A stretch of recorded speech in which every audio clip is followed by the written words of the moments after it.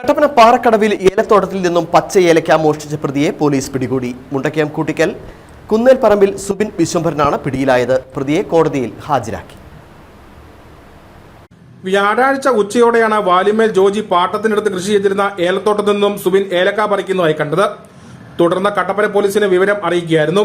Kattappana circle inspector Murugan ടി.സിയുടെ നിർദ്ദേശപ്രകാരം എസ്.ഐ. ബെർട്ടിൻ ജോസും police ഉദ്യോഗസ്ഥന്മാരായ Anoop K.A., Jomon Kurian, Bivin Mathew എന്നിവരടങ്ങിയ സംഘവുമാണ് പ്രതിയെ പിടികൂടിയത്. ഏലച്ചെടിയിൽ നിന്നും ഇയാൾ ശരം ഒടിച്ചെടുക്കുകയായിരുന്നു. 15 കിലോ ഏലക്കയാണ് ഇയാളിൽ നിന്ന് പിടികൂടിയിരിക്കുന്നത്.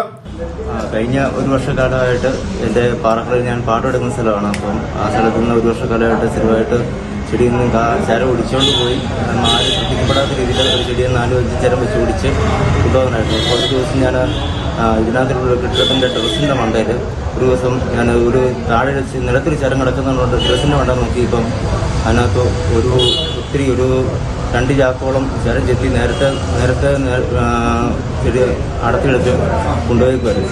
അപ്പൊ അതിനനുസരിച്ച് സമാന രീതിയിൽ കാഞ്ചാർ കക്കാട്ടുകടയിൽ നിന്നും ഏലക്ക മോഷ്ടിച്ചതിന് കഴിഞ്ഞ വർഷം ശിക്ഷ അനുഭവിച്ച ആളാണ് സുബിൻ. കൂടാതെ നെരിയമ്പാറ ക്ഷേത്രത്തിൽ നിന്നും ഭണ്ഡാരക്കുറ്റി മോഷ്ടിച്ചതിനും ഇയാൾ ശിക്ഷ അനുഭവിച്ചിട്ടുണ്ട്.